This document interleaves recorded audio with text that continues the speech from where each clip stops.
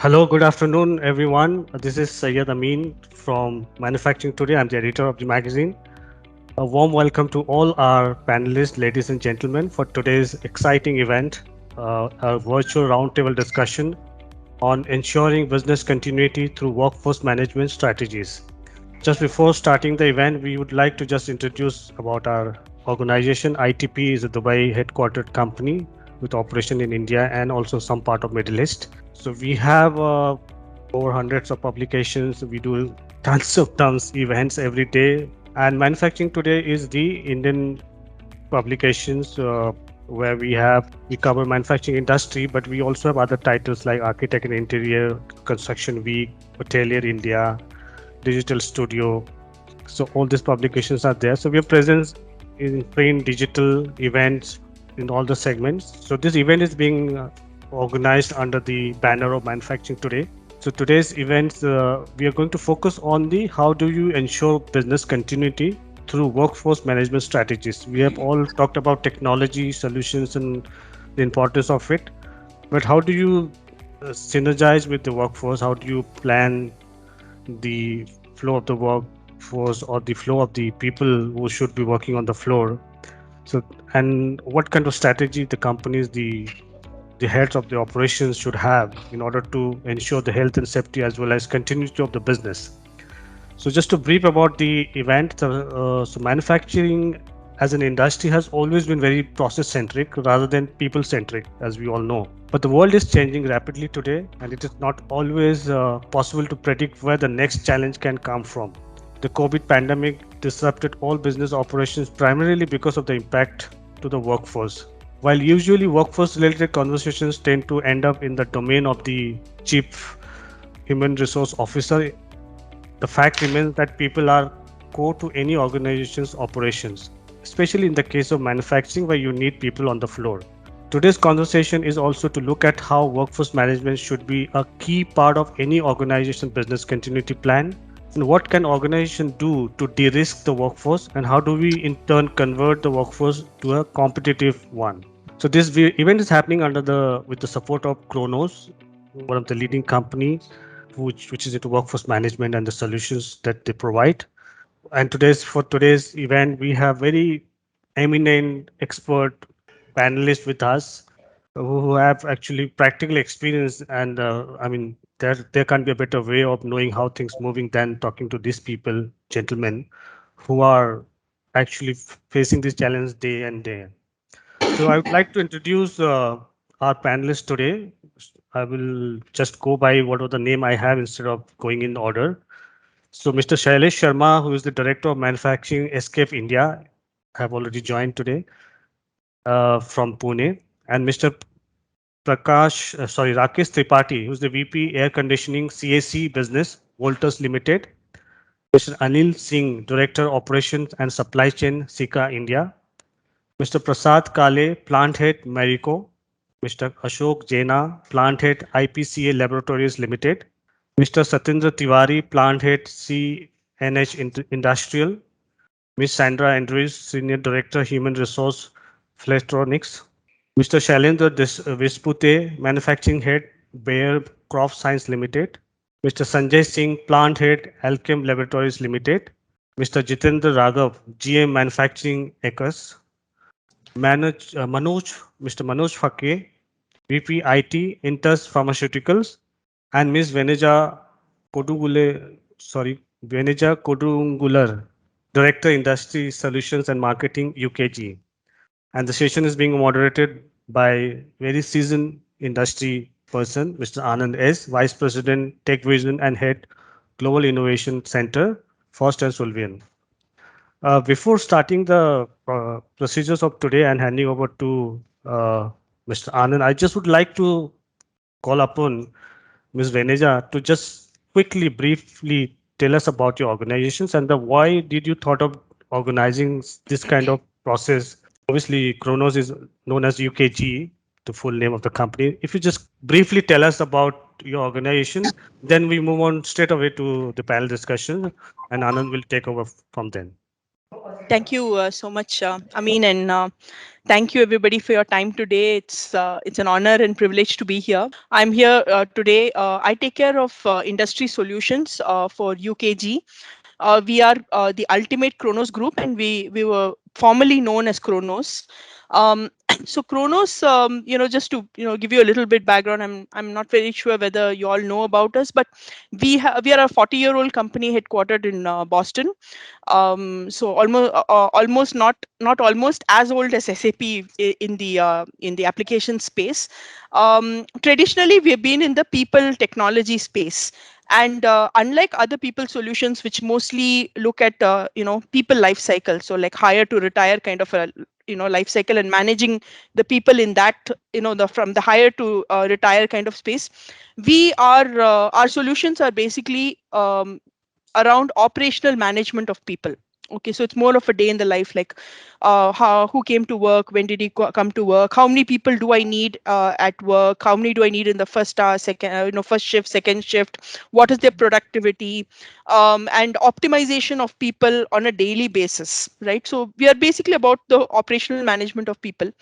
um, we work very closely with HR and IT leaders, but because we are all about operations and ensuring people operations, we also wanted to reach out to this group. It's a lovely cohort of leaders who basically from the manufacturing space, who take care of the real the business of manufacturing. Our solutions have basically been, we basically look at managing, like for example, workforce costing, productivity. We solve ours from like we solve problems ranging from like first hour productivity management, or whether it's a people compliance, contract workforce compliance, employee engagement. So it's a wide range of things. The reason why we wanted to basically do this webinar, and I'm thanking manufacturing today for putting up this program, and having all of you as panelists, is that the recent pandemic has basically put the workforce at the the core of the business continuity issue. And traditionally in India, people have always been available, whether they've been skilled enough or not, they've been available. um, and uh, and the solution, I think is still evolving, right? We continue to see disruption in business the way it's going, and a lot of things are constantly changing. And what we wanted to do was basically speak to all of you and learn from you and understand really how is the industry coping with the changes today. So with that, thank you very much for giving me this opportunity to put a context to today's discussion, and I'd like to hand it over to Anand. Thank you, Anuja, and thank you, Amin, for the quick introduction. So what I'll do is to set the context, I just have a very small, brief deck that I would like to kind of quickly share. And then we will go through some of the questions that I had already shared with you and get your views about it. And at any point of time, if anybody wishes to chime in with their responses or have multiple opinions on a single question, we would, of course, more than welcome all of your opinions, suggestions, recommendations, because that's of immense value for all of us. I'm hoping all of you can see my screen, and I have, of course, in purpose not put it on full view mode, but this is just to give you a brief kind of outline about what's the key trends that Frost and Sullivan has actually observed within the manufacturing sector. Obviously, uh, digital is a key enabler on different technologies and have become more so important as a result of COVID. So we are seeing growth opportunities that are emerging in many areas, and some of the new areas, of course, include the use of autonomous mobile robots, for example, for disinfection purposes in public places or in stock monitoring in retail establishments, etc. So manufacturing and manufacturers must engage in collaborative ecosystem based on value creation, data sharing, and open innovation in order to remain very, very successful. And some of the technologies that are impacting is what is actually listed out here. But our focus today is mainly on ensuring business continuity through workforce, and which means what are the dynamics that are actually triggering workforce in the manufacturing sector? So there are many such challenges that the manufacturing industry is trying to address. And some of the key challenges that we have outlined is what you see here on the first portion of it. Obviously, we all know that COVID-19 has overhauled the way organization used to operate. While every sector has its own sets of challenges, and manufacturing companies perhaps have found it more difficult, working from home was not practically feasible for a majority of their workforce. That's what all of you kind of indicated too. The key challenge, of course, is labor shortage. And according to industry estimates, we see that despite an influx of almost about 2.7 million industrial robots in use worldwide, including fixed robotic arm, cobots, AGVs, AMRs, humans are still needed to help produce the vast majority of goods the industry makes worldwide.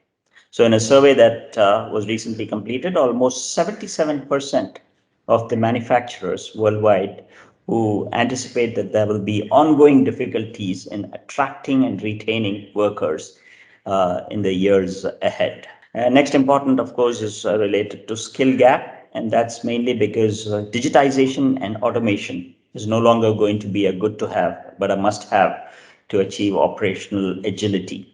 So we are looking up at workforce performance improvements and cost reduction.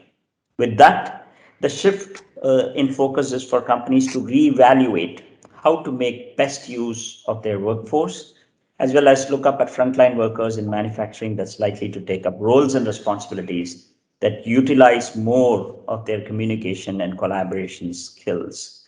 So, upskilling in manufacturing and employee engagements will become more a norm as we move into 2022. And of course, we also know that there has been a tremendous disruption in supply chain globally because of shortage of materials and components and bottlenecks and delays. So we've seen a lot of restricted transport relating in all of these problems. Many automotive majors, in fact, also halted their production due to the lack of availability of materials. So all of these are the main three challenges that we saw in the manufacturing sector. But specifically looking up at the three key focus areas during the pandemic, mainly was to ensure workforce safety, that is basically protecting the workforce. And the initial challenge was to get people come back to work as their families were apprehensive. Manufacturers reached out to their families through various channels and to explain to them about security and safety procedures that were in place. The goal, of course, was obviously to make people feel safer. Second important thing is to drive productivity remotely. And we all know that the pandemic has underscored the fact that a lot of processes can be swiftly handled virtually. For instance, in a paint shop, it is very important that chemicals get stirred continuously, and therefore the motor has to keep running. The pandemic forced manufacturers to question whether the need of a person to keep monitoring it is needed, or can it be done remotely where one gets a signal on their mobile phone. So the right type of digital tools help make a significant decisions in ensuring productivity remains high. And lastly, managing risks to ensure business continuity. And that's perhaps the main theme that we are here to discuss. So there are two ends to the spectrum. At one end are the business variables, be it production, plan, downtime, whatever it is.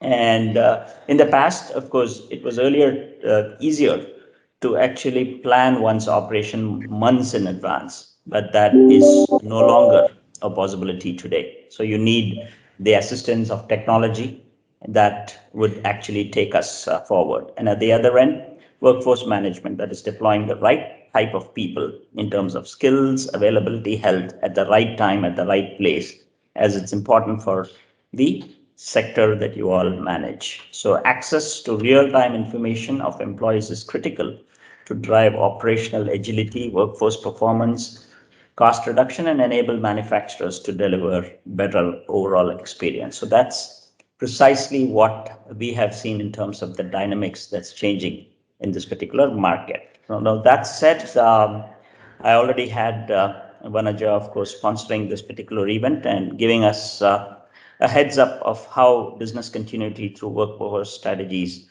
that the UKG group is trying to foster. In that context, we have classified this particular discussions into two groups.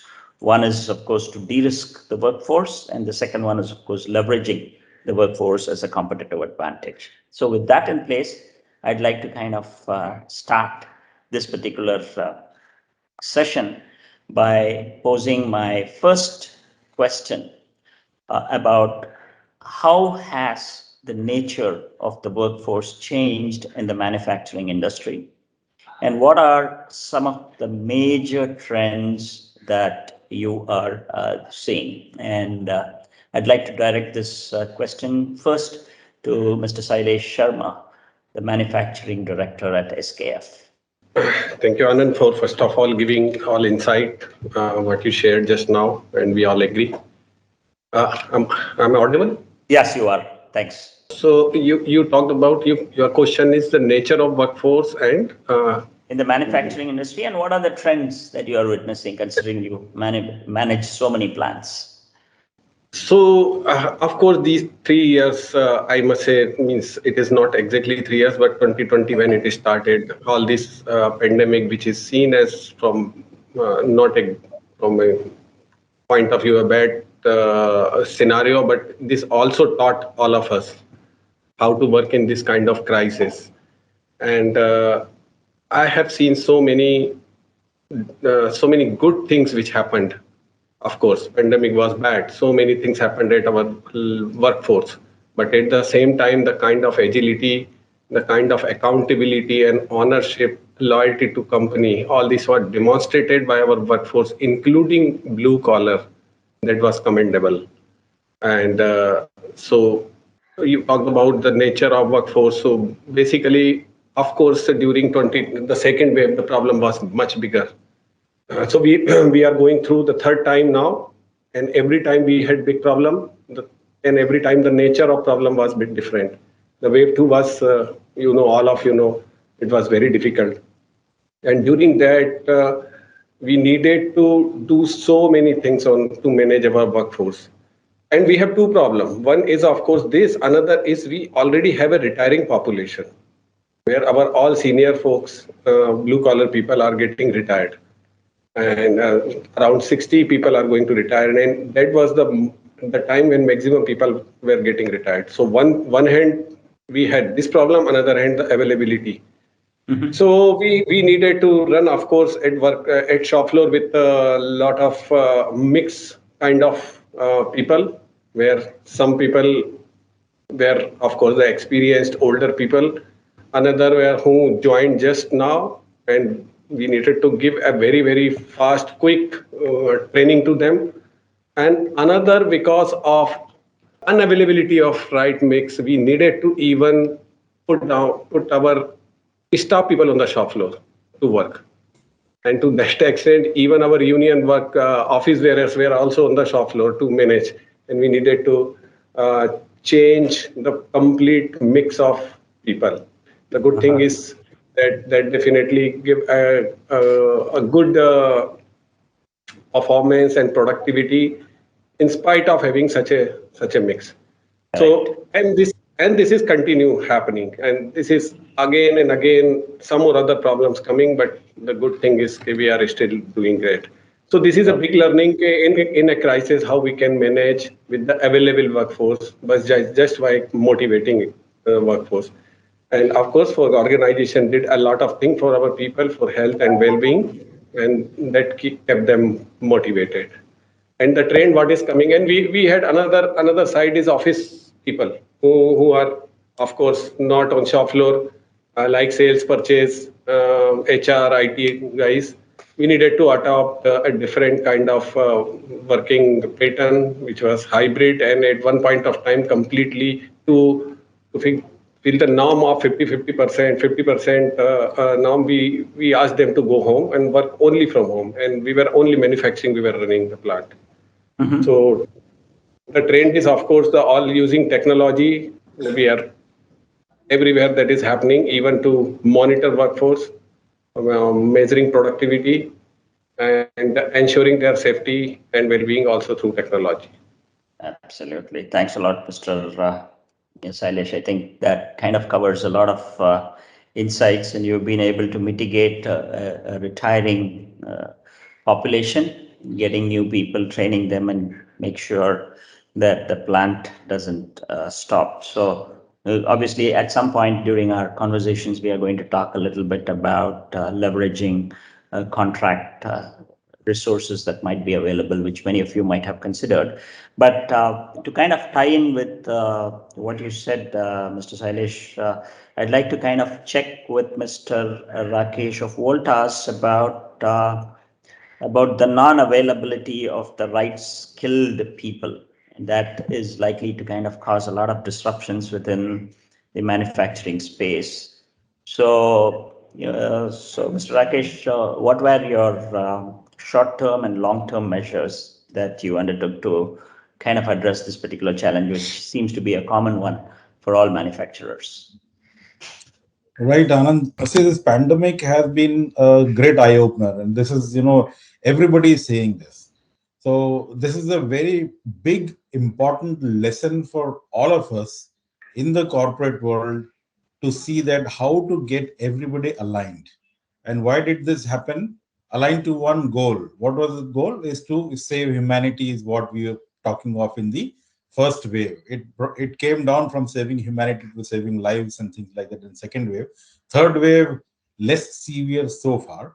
But what has all this taught is that if you have a very clearly defined goal, and if everybody sees, win-win by following a certain discipline, everybody will fall in line, and that's the best way for corporates to succeed. The lesson for me is that if you want to succeed, improve productivity, improve your top line, bottom line, increase the market share, or whatever metrics that normally people use in corporate, is first lesson is trust your people.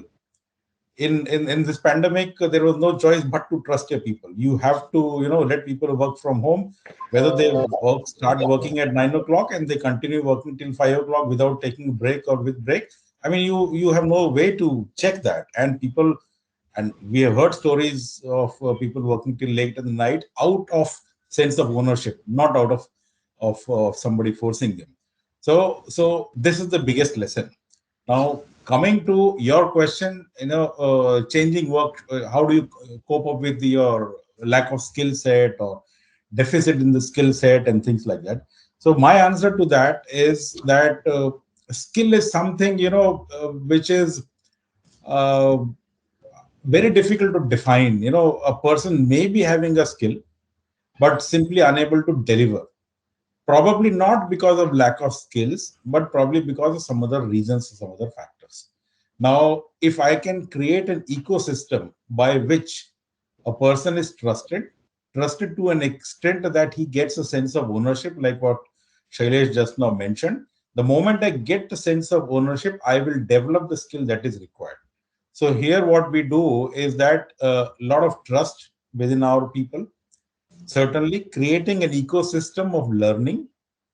Learning means things are available, people, right tools are available for you to learn, for you to do your work in the best possible manner. Guidance is available, and any sort of help that is needed for you is voluntarily available. But the most important thing is that I trust you that you will do your job to the best of your ability and in the best interest of the company. More often than not, what I have seen is that skill does not remain a problem, because the person himself realizes that he is unable to do this, or he is not the best person to do that, or he needs to check with somebody else, and that voluntarily happens. And more often than not, I have seen that it gets done in the best possible manner. So what are the steps that we can possibly take? To me, one is that trust your workforce. Second, create that ecosystem. Now, creating that ecosystem will involve many functions. So almost all the functions coming together, and all this has been facilitated by one single thing, which is the pandemic. And this pandemic has aligned everybody from, like, at the time of joining, I just heard somebody saying president to peon. So everybody was president to peon in all organizations. Everybody assumed all the responsibilities, irrespective. There were no functional barriers. There were no hierarchical barriers. So Correct. all these things have come together, and it's a great lesson for all of us in the corporate to learn. Absolutely, Rakesh. And that P2P was actually kind of quoted by me. Oh, quoted So by you. Okay. So that's nice.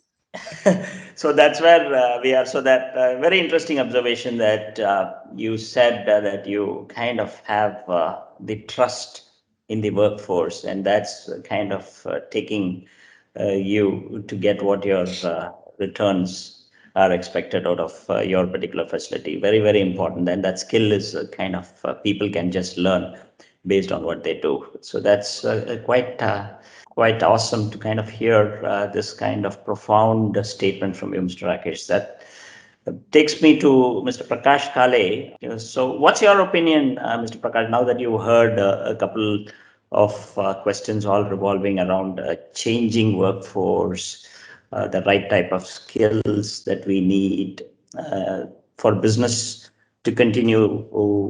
You could be facing a situation where many of your employees are unable to turn up, and there could be a lot of contingencies that you might have taken. So, what are your opinions about all of this, Mr. Prakash? Thanks, Mr. Anand. I think some of the points which we had discussed on the changing trends in the industry in recent past. Um, um, One key thing which we are seeing currently is the requirement of multi-skilling. While because of the non-availability of workmen, I think we can't depend solely on a kind of skill which is available with an individual, and hence the requirement of multi-skilling has increased significantly. And we talked about training, the requirement of training. I think one of the key training needs which had come up in the recent past is multi-skilling of the people, so that we are able to use the available workforce for any contingencies which may arise. Uh, some of the factors, I think, to take care of such changing needs, what trend we are recently looking at in, especially in FMCG industries, is use of contingent or contract labor force, because we have seen many ups and downs throughout this COVID period, and not only COVID period, but overall our demands are quite seasonal in nature, and hence the requirement of workforce varies significantly. We have seen a significant usage of contingent workforce for our operations. And when we are taking that, I think it's important for us to ensure that they blend with our culture. They understand what are our requirement of skills, what are our operations, and so skilling not only our own employees, our own members, but also this contingent workforce, so that we work cohesively, we work towards the common goal, and we are able to achieve what we want to achieve. I think that has been a key part in last couple of years for us.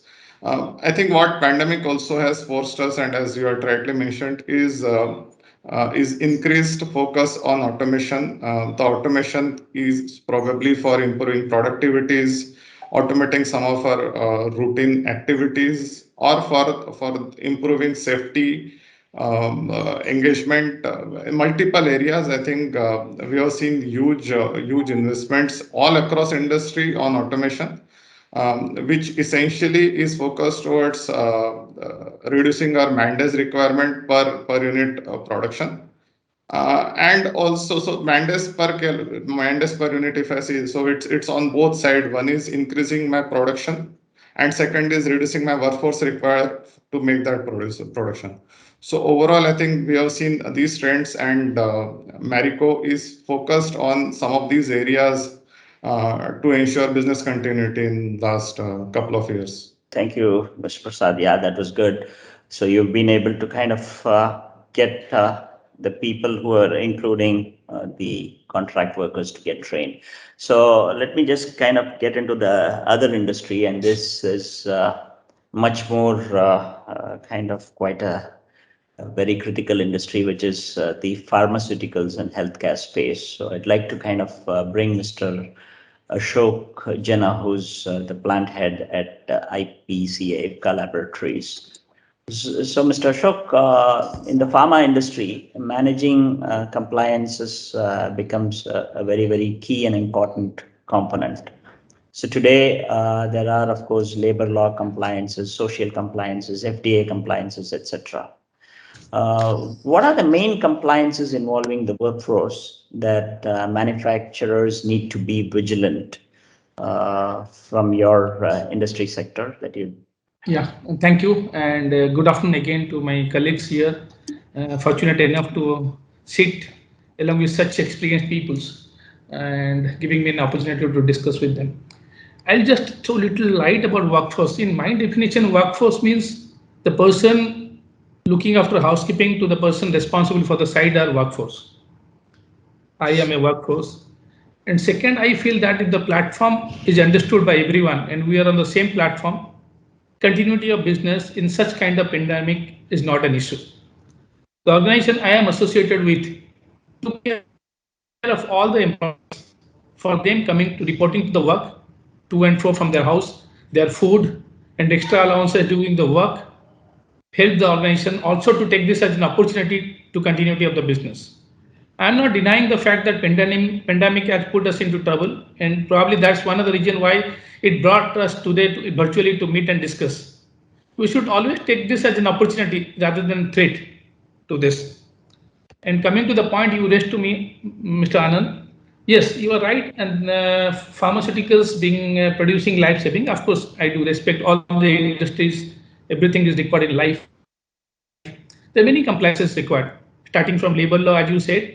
And you rightly, my colleague said that we really need to take care of the employees, our workforce, and we do that. I am sure all other employers are does the same, taking care for them and their health conditions, having a doctor at site to take care of them, and social distancing at site, giving them adequate space to have their foods, distancing in the washrooms and all of the places, and taking care of their temperature, pulse, everything. If we'll take care of them, they'll help us in doing the business continuity. And talking about the labor laws, there are many laws which all the organizations should comply, including us. Excluding labor laws, there are many compliances like FDA, as you rightly had put me a questions. It has two kind of things in Indian pharma industry. It is one one is if we are selling our product to the different countries in the world, we have to be approved by those countries. And for the country, we have to be approved by CDSU and state government, FDA.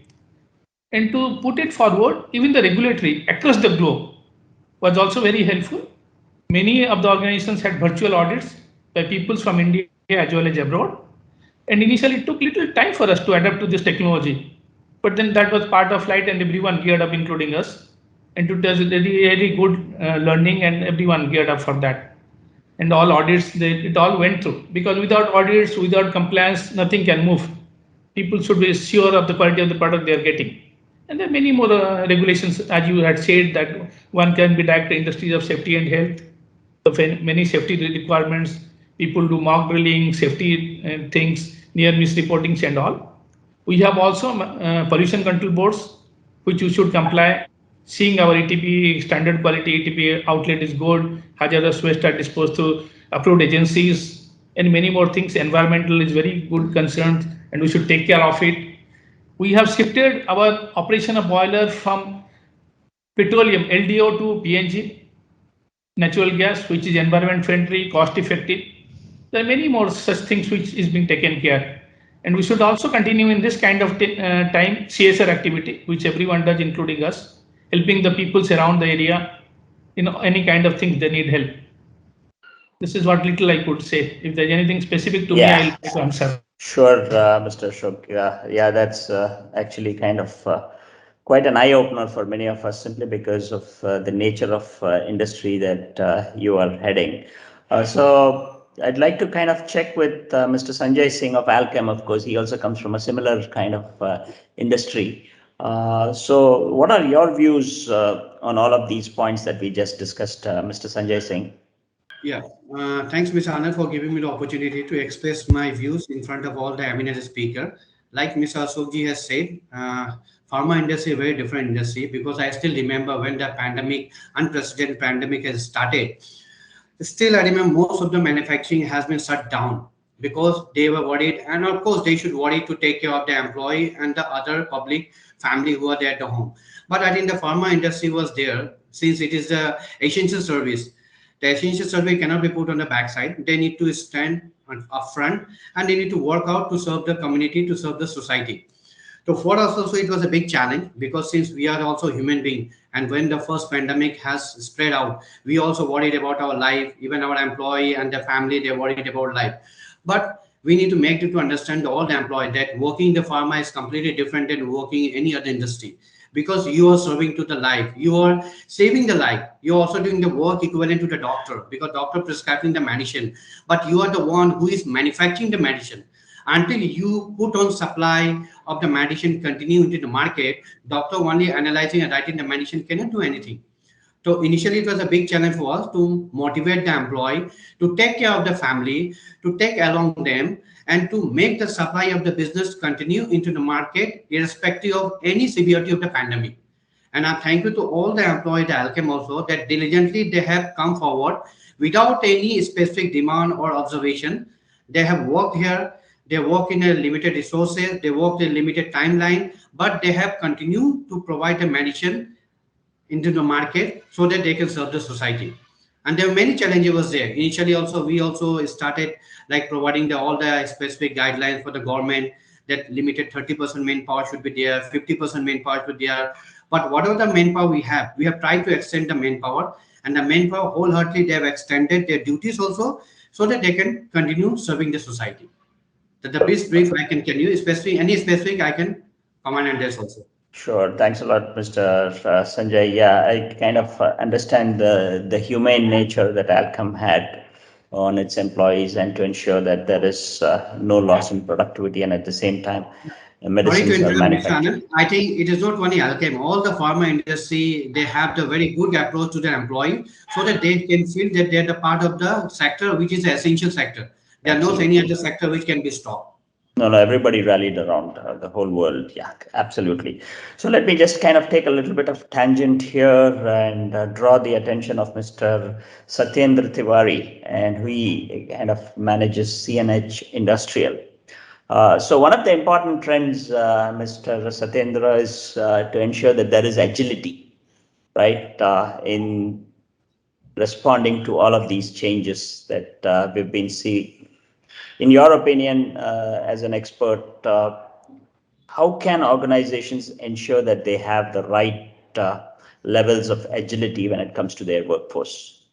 Thank you, Mr. Anand. In fact, agility in business today is something which has to be there. If you have to business, you have to be agile, and this is coming from a lot of IoT practices. What is there in business, especially coming to post-COVID scenario. In fact, when COVID was there, it is the agility in business which has helped us to take a faster decision. For your information, we are exporting 62 different countries. They are anywhere in the world. And thanks to the agility uh, which is coming from the robust IT practices we have in the industry, we have been able to take right decision on right time. So we are very much aware which part of the country or which part of the world is mostly impacted, because you are aware that COVID scenario is has a time lag. So we have started sourcing from those countries where, and we have started exporting to those countries where demand was there. So this is the power of agility, where we are able to rightly forecast our supply chain. Even there was a lot of disruption, we have been able to manage well. And even in the pandemic, when entire country was shut down, we have served almost 50 different countries. And the biggest problem at that point of time was that we are missing and we don't have containers to really make it happen. We found a way with the government synergy. So in fact, government was one of the major stakeholder, and we didn't know that they can be so agile. So thanks to the e-governance IT system, which has helped us to find out how we can deal in those situations. Even nobody was working, we have got container. It was a train coming to our area. We are not aware about it, because we are getting all the container from Navasava port. We have get it energized, and we have started shipping them. So It's a IoT which is helping us. Factory is smart, and during pandemic, if you look at the model, any business of manufacturing, you will find that it's a ratio of 60 to 40. 40% of people are just working where we don't have a choice but to make their presence in the factory. So presence is not necessity for 60% of people. And thanks to all ICT tools which we have utilized to really guarantee that one of the key issues when one of the blue collar has resolved is he was impacted by COVID, he was not able to come, and that poor guy was working in maintenance area. So he has to come to factory very early in the morning because he was the guy who was making powering on for the water line to start. He has innovated with one of our engineers so that he is today starting all the motors, not only water line, by sitting in his house, utilizing his mobile device, and he is able to put it on. We never thought that this is possible. In fact, I agree that there are a lot of nuances, there are a lot of losses which have happened, there are a lot of suffering, but this suffering has also taught us, all the manufacturing industry, to do a new way of doing business. And one of Absolutely. the new way we have learned is presence of physical human being at manufacturing site is not necessary. I understand few of the area you cannot get rid of them, you have to have them, but it is not a necessity. So it is not the presence, but it is the performance of manufacturing in the industry, which can only come with IoT system, digital manufacturing, what is being spoken about. And I think we are one of the greatest beneficiary of putting at least digital practices in place well before COVID. And I think that's the reason we have tackled it very well. Thank you very much. Thank you very much, Satyendra. So there are so many good points that I can think of. One is it's so heartening to see that the government was very agile in kind of helping many organizations to kind of ensure that there is business continuity with it. And then the case study of an employee able to rely on developing a nice app that ensures that motors are all switched on time to ensure that continuity of the business happens. And obviously, a key enabler of all of this is digital technology. And IIoT, of course, has actually deeply benefited many organizations around the world. And today's conference, which otherwise should be held in an event where we kind of get to see face to face, is also a key enabler that we are able to get such views that have a profound impact on manufacturing, and the thought leadership that all of you bring to the table is quite critical. At any point of time, guys, ladies and gentlemen, if you want to kind of chime in on anything, you're free to do so. I'm just going on a fixed flow that I have with me. But if you want to kind of share your views, you're more than welcome to do that. Because this particular forum is more a forum to kind of exchange the thought leadership that you all have. So before that goes, let me just draw the attention of Sandra Andrews. Sandra, you kind of take care of a company that has got a lot of tentacles in different areas, right? And with the pandemic, organizations might have taught how to value human lives and being in the function of human resources. So you obviously look up at more related to well-being and to ensure that the employees are at the core of every business decisions. So what has been your overall observations related to the pandemic, the manufacturing organization, and what it has taught the industry? First of all, thank you for having me here for the session today. It's a wonderful opportunity to share a lot of things what Flex has did as an organization. Now, when we're talking about the well-being, yeah, the first thing which came up to my mind is the safety aspect of what we've actually did for the employees. You know, the first 45 days of after the lockdown, March 23rd was a lockdown, and until May 6th, we actually worked on a very good strategic plan. You're sitting at home, about 40 of us as a leadership team, and worked out, we prepared a beautiful manual and in terms of how we need to conduct ourselves, conduct the organization, conduct the people at the shop floor, especially with different categories of employees, what we have. We have a contingent workforce, which is quite a huge number. And how do we manage that? And how do we manage the rest of the people?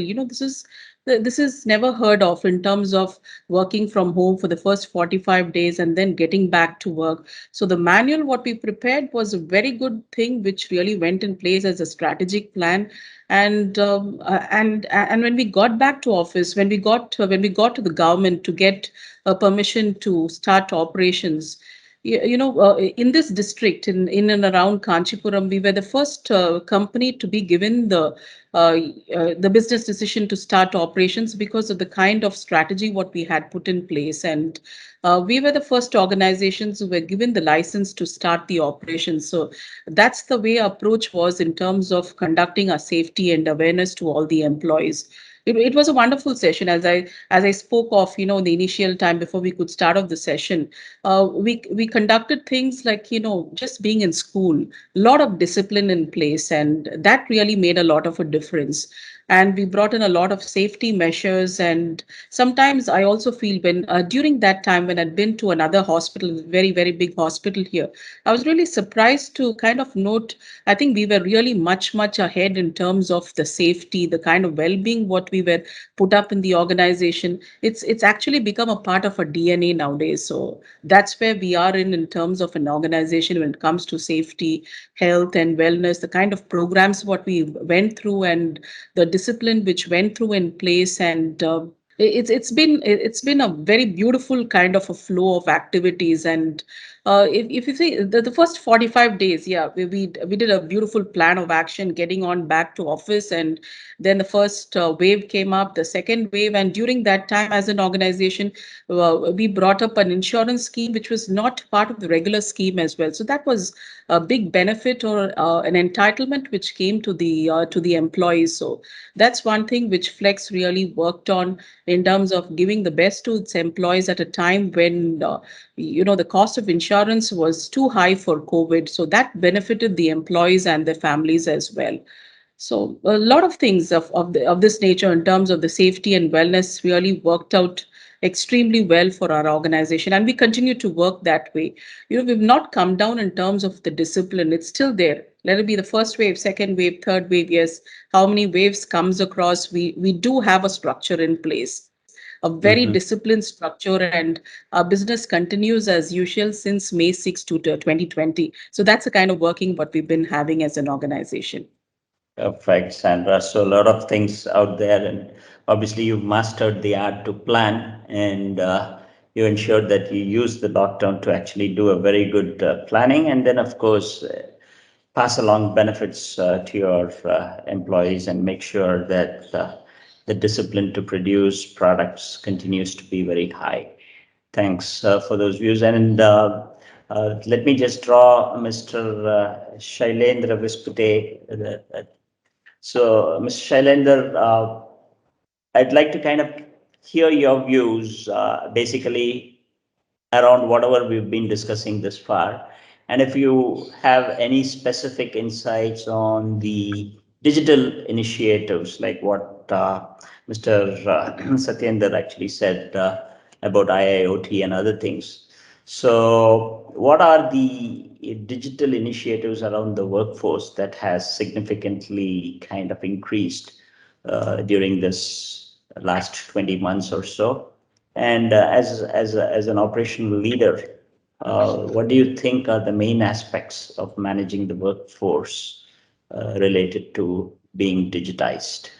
So first of all, thank you very much for giving this opportunity and discussion with this group. Talking about the digitalization, yeah, of course, in last 2 years time, digitalization is buzzword, and everywhere you will see the digitalization and digitalization and digitalization, because the people are working from home, and where entire mindset is changed. We are in the manufacturing setup, and if I take example of the buyer, we are in the agriculture products where we are using all hazardous chemicals and where the attention of the workforce is utmost important because safety is the utmost priority and the top priority to run the organization, and that is the compliance part. So here digitalization come into the pictures where of course we have to use it, but here there should be one line in between that where we have to do the digitalization. Some of the aspect in the manufacturing which we have to consider very significantly when we go to the digitalization. Few operations where the person's involvement is important. For example, handling of the hazardous chemical or toxic chemicals where you cannot completely rely on the digitalization. And if you see last 2 years, incident and accident happen across the globe. Most of the accident or incident happened because people were not attentive. They are more rely on the instrumentation. I'm not saying that the digitalization is bad. Only we have to see from the both perspective. We have to do the risk analysis, and as a buyer, we are also going toward more digitalization and how we can get benefit out of the digitalization. That is also our focus. So what we are doing particularly, so constantly we are seeking the improvements and create an environment where we are getting new ideas. Second thing, what we are doing is a data analytics. So we have a lot of data, we have a system, we have procedure in place. Here we have to focus on how to use the existing system, get out of the information and how to make it more structured using digitalization. Inclusion and diversity, that is also one of the important perspective in the digitalization. If you add different perspective, you will get more ideas and you can get into the new technology. So that is also very important for the digitalization. And if you have to measure the digitalization at workplace, particularly, we will have to go with the metrics. Second is the most important factor is engagement. If the person doesn't have engagement, this is very difficult, and this will definitely see the performance. And that is a tool. Third one is the cost of the digitalization against your actual benefit, whether it is adding value to the system or not. That is equally important to see. Important part is a customer satisfaction. Whether after doing the digitalization, we are going to add any customer satisfactions which are coming out of that. Sorry. Absolutely. I'm in the plant, and that is why there are some noise which are coming. No, that's okay. Personal announcement system. And two more things which we should consider, that is a benefit to the operation, because people are working on shop floor. So how they will get benefits, how we can reduce manpower out of the digitalization. So that also we are thinking. So these are different ways and technique and how to measure the digitalization that we are doing. Very good, very profound, Mr. Shailendra. Thanks a lot for your views. I think there's a lot of learning for many of us, considering that we need to plan our digital strategy. So let me just kind of draw Mr. Anil Singh, who is also the head of the supply chain out there at Sika Industries. So one of the points that I kind of outlined in our study, where we found that supply chain disruptions has been quite a big challenge. So what was your learnings, and how did you kind of mitigate the challenges associated with supply chain disruptions?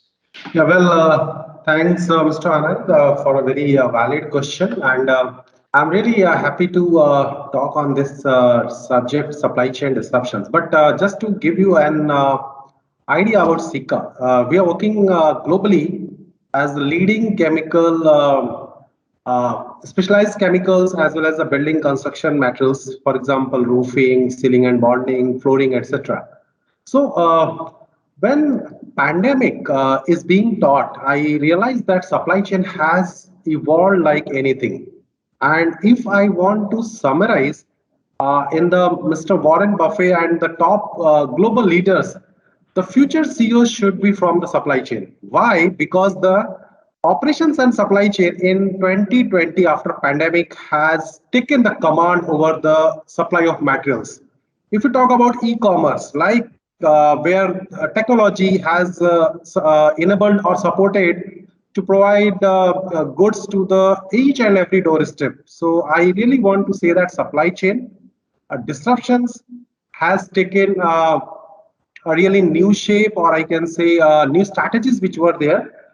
For us in Sika, yes, customers, our distributors, even the project sites. So it was really challenging for us to provide materials on time and also making sure that all infra projects, you all might be recalling when the pandemic started, our Prime Minister, Mr. Narendra Modi, declared a huge plans, almost 20 lakh crore of investment in the infrastructure. And for last 2 years, it's going on.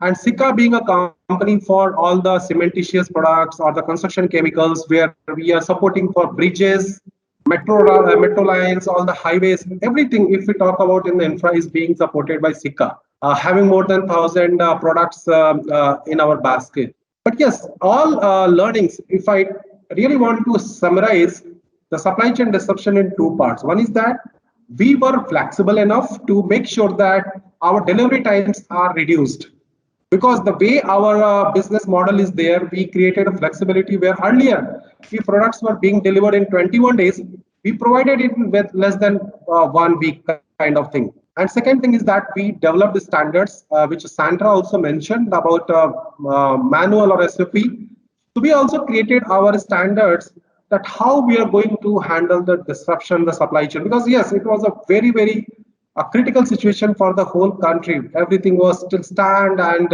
even the logistic or the transport industry was also struggling a lot.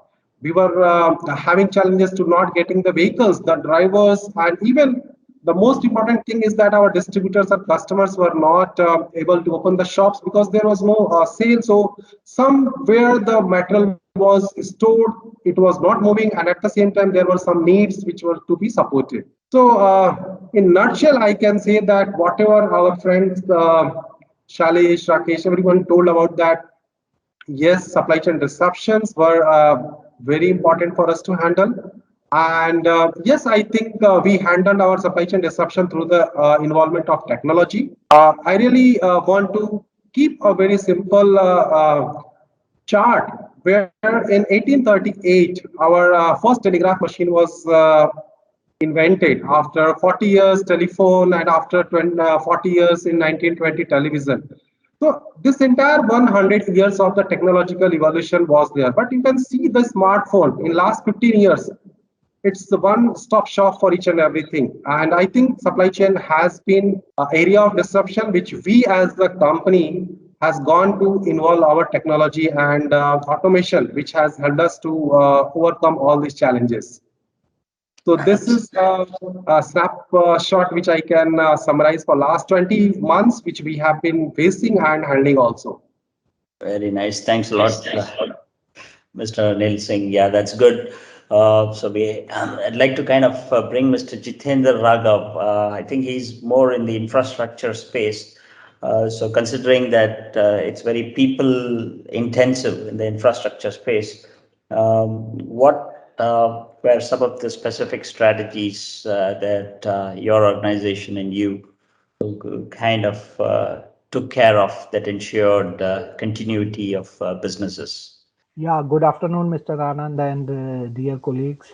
I will not go into the details of the top management, but I will go into the shop floor management basically to make you understand that in manufacturing sector, how the things were deployed other than those which were related to the management side. We changed the layout because of the social distancing norm in our shop floor layout. Then we did was the arranging the foods and those things for the blue collars and white collars simultaneously, because when you are calling the workforce, you have to ensure that there is, other than the safety norms, their basic needs are also to be taken care of. And within a 24 hours, we were keeping them in within the our organization and arranging the food and the basic necessities for all of them. Then there were regular checks of temperature and the oxygen level within a frequency of 2 to 4 hours. So these things made us confident that the people who are coming within the organization are confident in organization stand and their actions. And we, within a span of, I would say, 15 days and 20 days, when we started off operation in the beginning of April, because we got permission from the district administration that we can run our organization, and within 25 to 30 days we can call the people back from their hometown also. So that is the achievement which we can say shows within the organization we could do to deliver for the customer and our OE basically. So these three things were the key factor. First was detailing the shop layout, making a handbook, detailed handbook, how to maintain the social distance, what are the checks which are required in the day-to-day routine, so that even if a person is ill or something is, even he is suffered from the pandemic, then we can isolate him, take a proper care of him, and these things in the shop floor management really worked us, and we were confident that during the second and third wave there is no impact literally in our operations. The thing is basically to translate all the things in the shop floor, making a good handbook for the workmen and the white collars, and then taking care of their all other basic needs. So now Absolutely. these are set as a part of the system. Even our daily operations meetings and those things, they are going on virtual mode only. And even our audit, customer audits and those things were done virtually. So audits, customer visit was even done on online basically.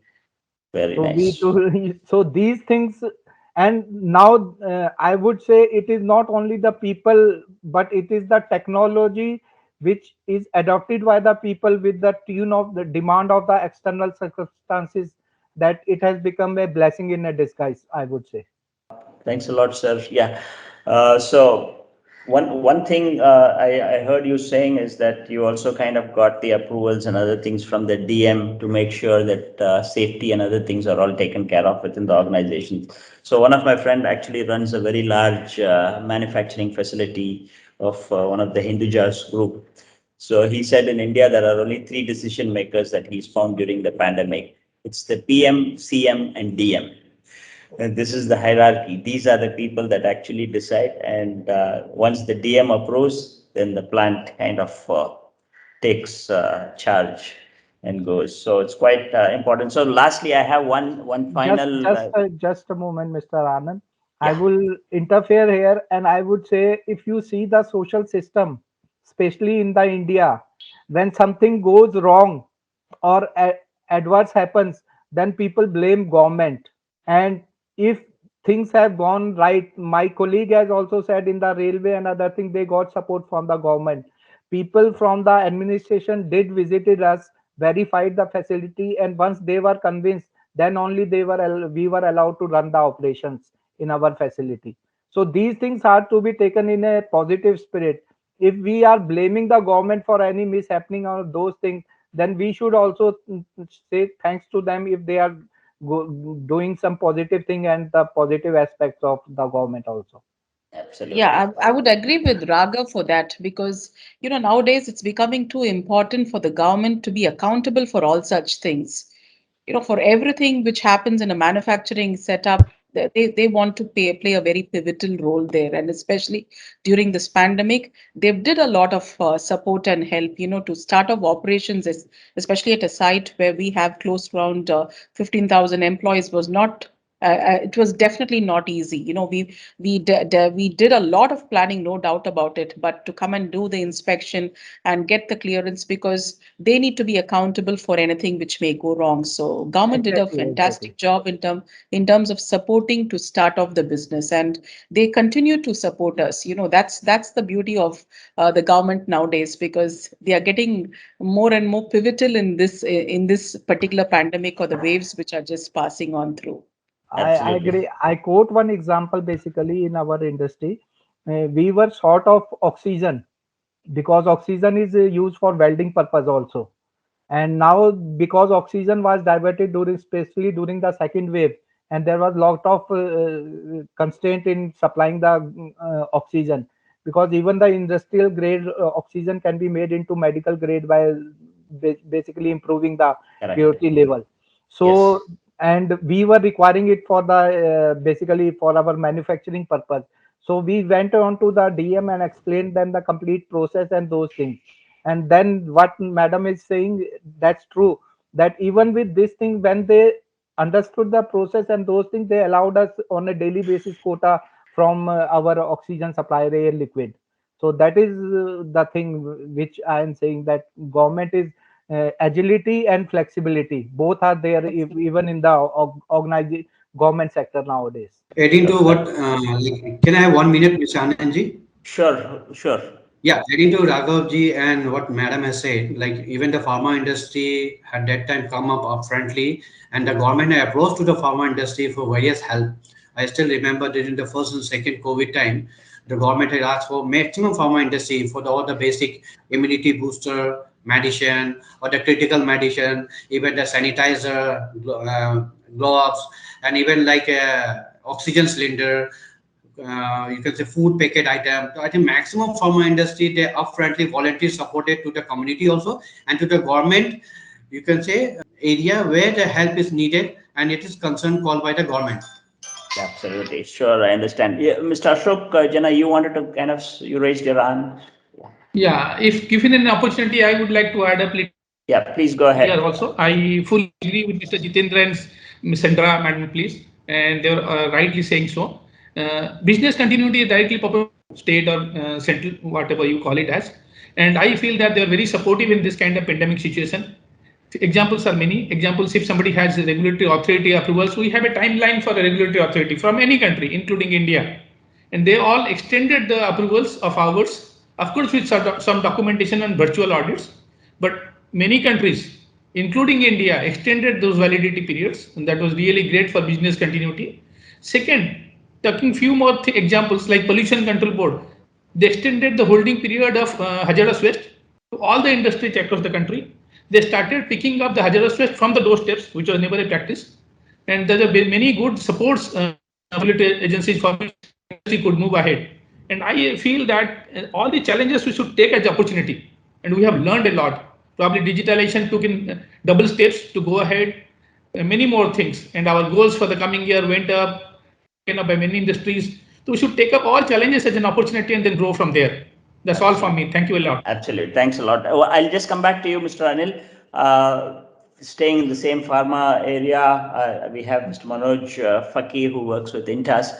So, Mr. Manoj, you've been hearing to all of these conversations that we've been having for so long around this particular topic. What are your views on it? I'm not able to kind of get Mr. Manoj's views, but let him come back. But Mr. Anil, yeah, go ahead. Yeah, I fully agree with the previous last 5 minute discussion, the government. And I really want to draw attention about two things. One is that how the leadership can be developed. And I'm not a follower of any political party, but I really, what Anand you said, PM, CM, and DM. So I really want to make a note of our PM leadership moment during the pandemic. Ringing the bell and managing a country of 140 crore people was not easy. But the simple things, and why I'm talking about this, it has the relevance.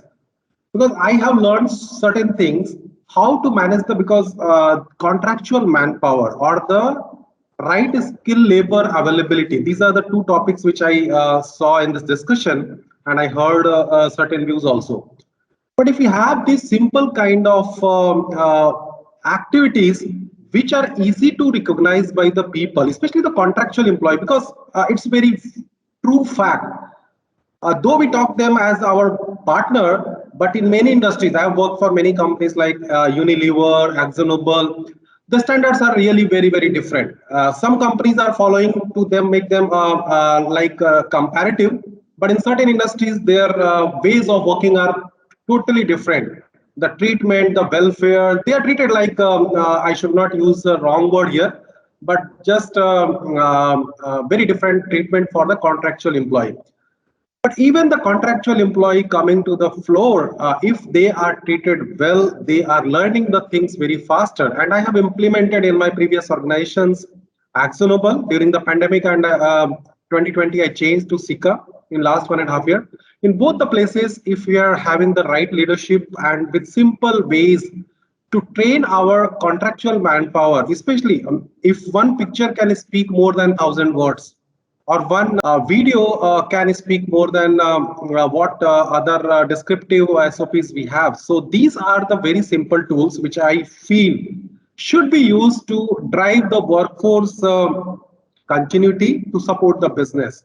And I realize that it's very important that we, going forward, having a young population, but 70-80% is contractual employee. We should focus on the capability building for contractual employee.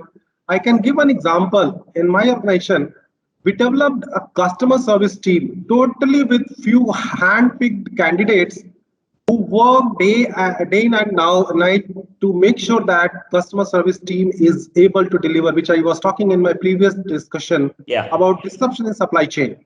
5-6 people changed the whole ball game, and we were successfully implementing our customer service team to support this disruption in supply chain. What was working?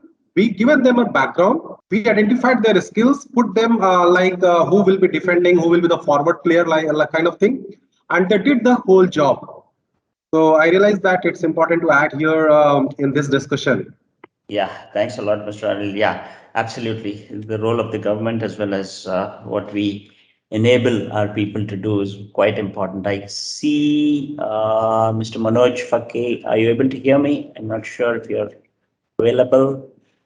I just wanted to kind of get your views specifically within the healthcare space.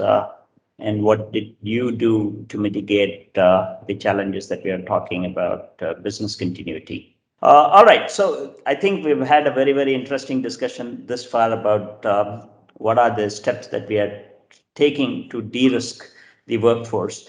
So before we kind of quickly cover about leveraging the workforce for competitive advantage, I want to draw Vanaja to kind of quickly talk to us about what role technology has been playing and how is it that your organization is actually facilitating the whole thing? I think for me, it's been very enlightening to listen to all the different views from everybody. So I will try to kind of connect my answer to what I heard from all the panelists today. See, we have been in the space of basically managing people on an operational day-to-day basis. And that's really what got affected during the pandemic. So, in the pre-pandemic days, as an organization, we have about 40,000 customers worldwide, more than 40 million employees across the world, across 100 countries use our technology. So basically they use it to punch in, punch out, schedule, track productivity, and then organizations basically look at costs, workforce cost, people cost, manage compliance. In every country, every industry, compliance rules are different around people, right? How many hours they can work, overtime, etc. So those were the things which we used to do pre-pandemic.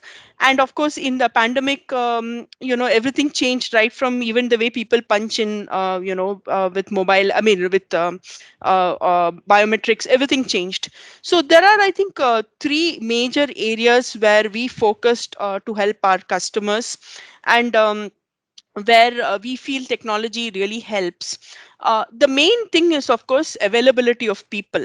Now, in India, that has never been much of a challenge, because if you need 8 people, you can afford 10 people.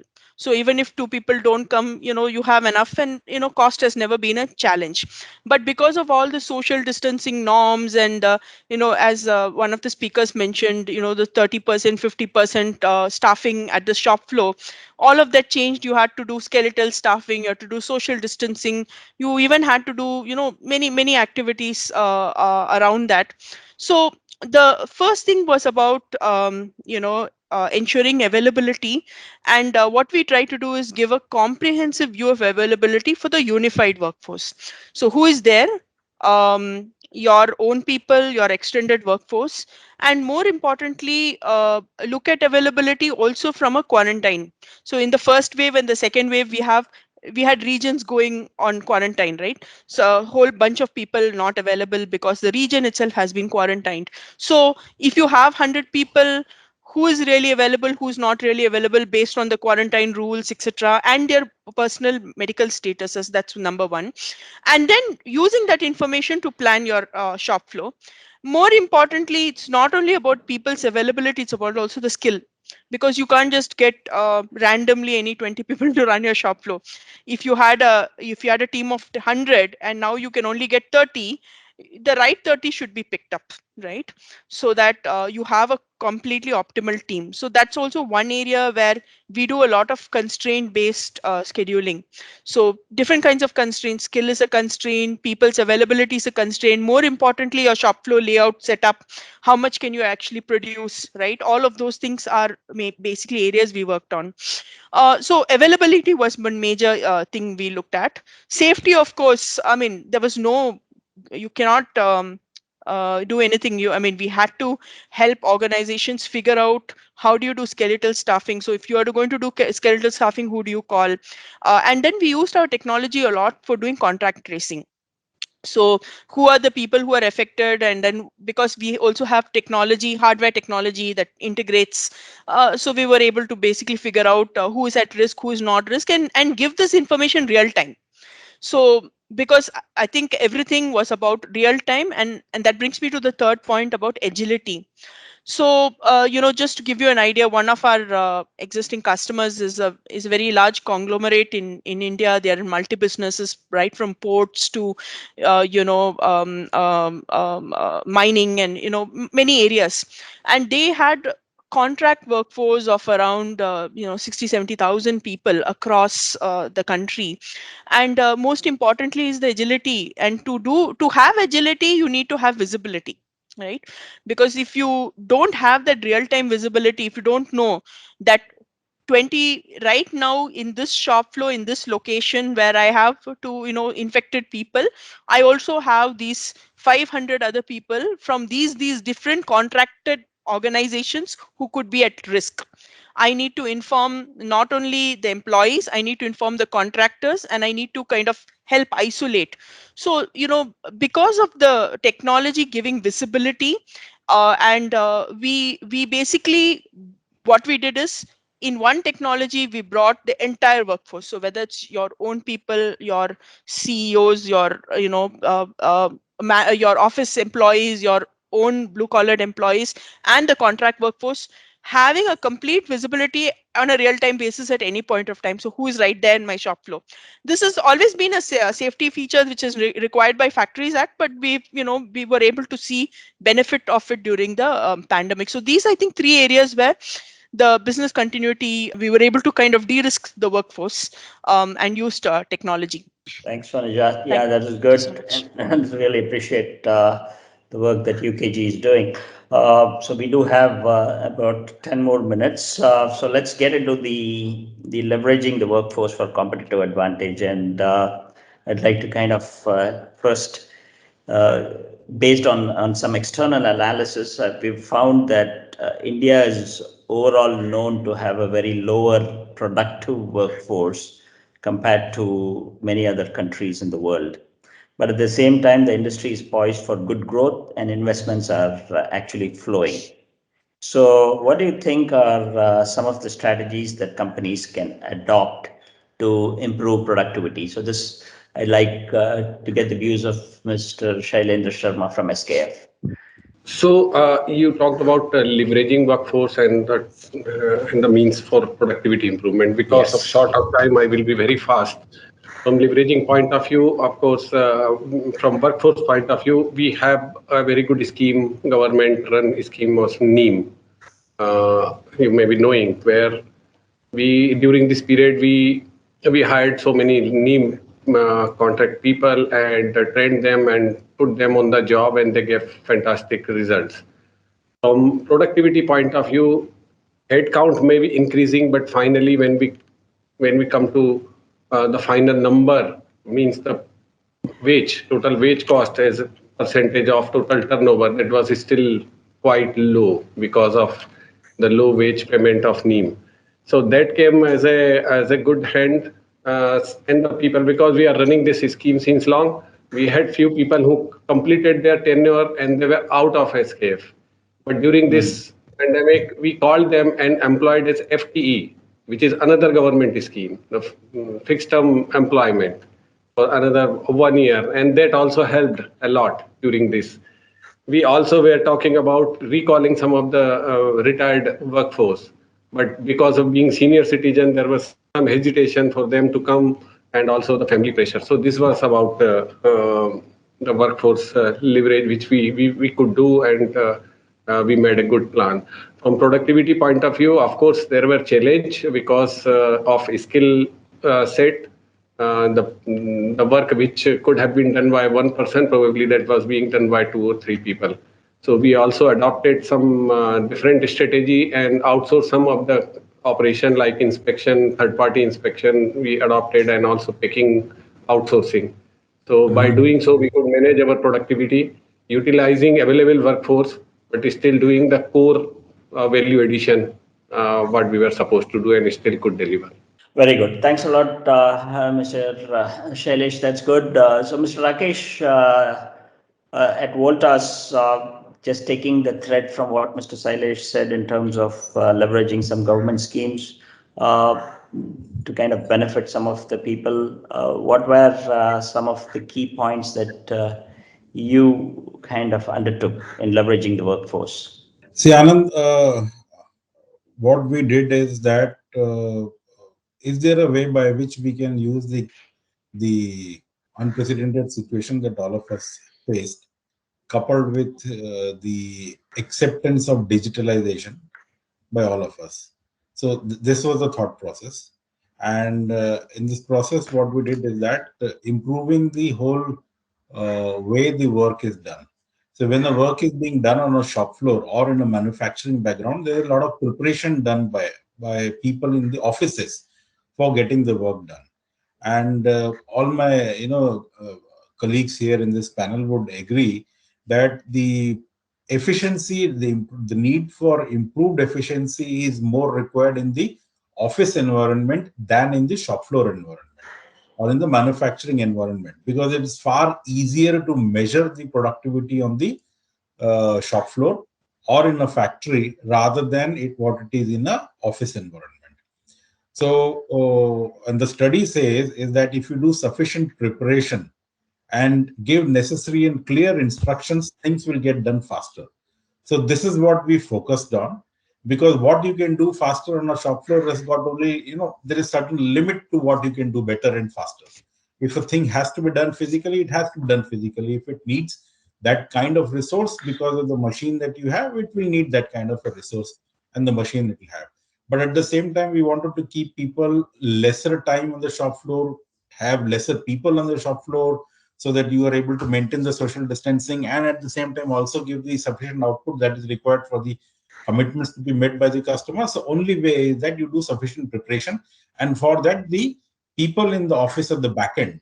Office, when I say it's the entire back end to the shop floor, plus adjacencies to the shop floor. Like for example, somebody mentioned about inspection, somebody mentioned about quality checks and things like that. So so the whole focus was to use digitalization in a manner by which people are able to cut down on those processes which were not adding value.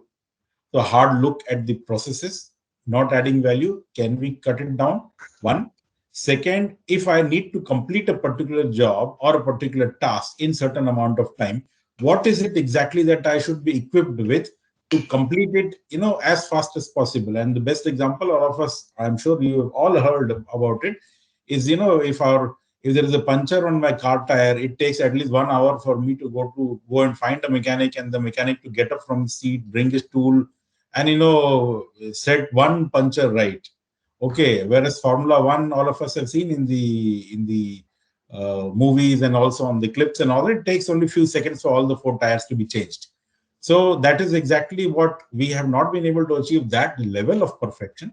But yes, to a certain extent, that was brought in the environment which is adjacent to the manufacturing, and that created a huge impact in the productivity improvement.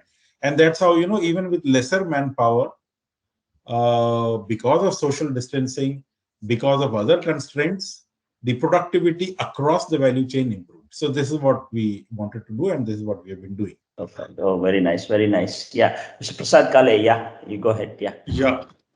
Just adding to what Mr. Shailesh and Mr. Rakesh had mentioned, I think we talked about doing work with lesser number of people and doing it more efficiently. I think one critical point in that is if you have lesser number of people available, I think it's important to get best out of them, and that can be driven through driving engagement. That can be done by rewards and recognition. I think celebrating smaller wins and wherever we see good performance, I think recognizing those efforts definitely helps to improve overall productivity, and that helps us to ensure that the members are available when you ask them to join. During this entire pandemic, I think there was fear, great amount of fear when people were reluctant to come to plant. I think we were one of the fortunates to have our entire workforce with us. They were ready to they backed up completely, and we didn't had any issues with our members not turning up on their job. I think that's because of the welfare schemes, that because of the engagement activities which we drive across here, and I am proud to say that we are one of the top best place to work organizations in the country, and I think that helps us drive overall productivity and maintain the morale of the members who work on the shop floor. Thanks much. I think we are up on the hour, Vanaja. So I think first of all, I know I'd just like to comment on a couple of things the speakers just said about productivity, especially. Because this is one area where we feel technology can have a lot of impact. And from our perspective, again, because we are an operational management solution, for us, productivity becomes very important. So just two, 3 points I'd like to speak before handing it back to you, Anand. This one is one of the challenges that we have seen in manufacturing is really the first hour productivity loss that many organizations face because of non-availability of people, right? So the moment technology becomes online and instantaneous, which tells you who is there, who is not there, you can at least start identifying where you need to take action. The second important thing is to have visibility of who is available, right? And when we say who, we talk not only about your employee population, but also extended employee, contractor, that whole chain.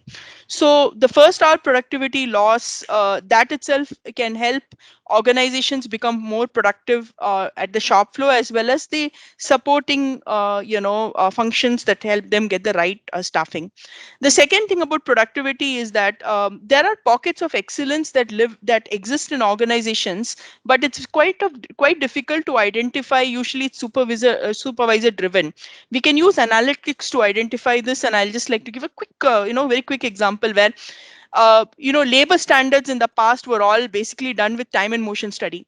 Today, with technology being there, you can actually have every day everybody's you can say time and motion study being done by technology. New labor standards can be identified, right? So it might have been that this activity took 10 minutes, and that was a labor standard based on time and motion study. Because of technology today, okay, Vanaja takes 10 minutes to do it, but Anand does it more efficiently at 8 minutes. Somebody else does it at 7 minutes, and somebody else does it at like 14 minutes. We have actually helped organizations identify outliers. One outlier is people who are not performed. The other is outliers where they have gone beyond the norm and they have been able to do it in highly productive ways and actually bring about then process improvements just by just tracking data of everybody constantly. So that's one. If you have real-time information on labor standards, you'll be able to identify new areas of productivity. And the third piece, of course, like what Mr. Kale was mentioning earlier, is that this whole piece about engagement, right? So because you have a workforce, you need to engage them, you need to communicate with them, and there's one thing when you engage at a supervisor level, and one as you engage as an organization level. So getting technology, making through very simple ways, even the end contract worker who may not have even a mobile phone, but getting him to be able to see what is his payment for today, how many days he will be paid, how much should he get from the contractor. Just making information available to everybody itself is also one major way of engaging. So we do a number of things in this. I will not take up any more time. I know we are across the hour, a couple of minutes. So back over to you, Anand. Yeah, thanks a lot. I think I hate to say this, but we are up on the hour. But we have three people who've been kind of seeking to give their expert views.